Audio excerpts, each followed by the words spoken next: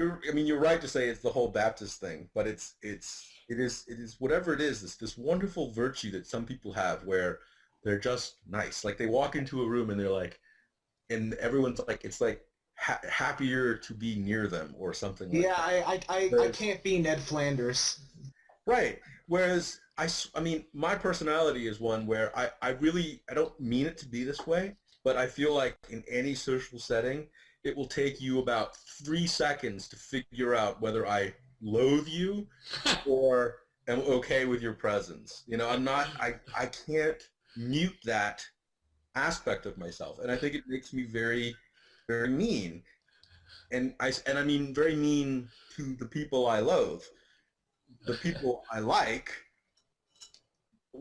they won't say that I'm nice, but they'll say that I'm interesting or that I'm fun to be around or thoughtful or something. You know, they'll say something like that. They'll never say nice. So you know, I don't know. So what are the chances for me getting from the former to the latter?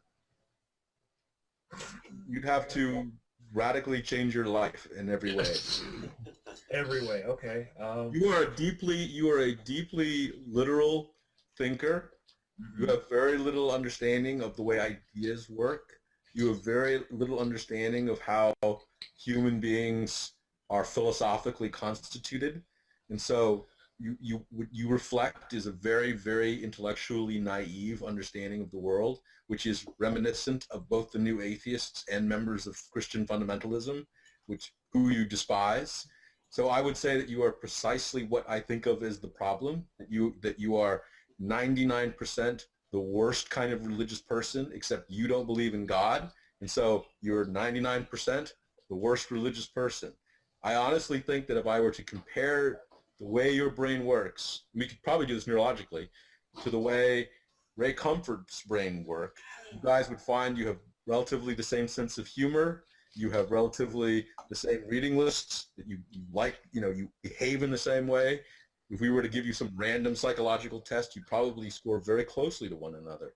Whereas I think that somebody like Mike Norman here, or really anyone in the room, we would probably see so unlike you two, that it would just be a different psychological experience. Which is why there's tension in the first place in this room.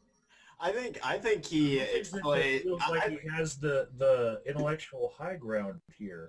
Well, it's not the intellectual. He really never said sounds He like- never said Yeah, an IQ you're test. right. He didn't say an like, IQ test. He said a psychological test. it's And by the It is way, the high and by the ground. way, It's and just by the it's way, just not a peak. It's not the peak. yeah, and just to make this point clear, your attempt to shame me into saying that I am acting like I have the intellectual high ground, I don't care. I have the intellectual high ground on this. In this particular indictment, sir, I'm right. You're wrong. And that's pretty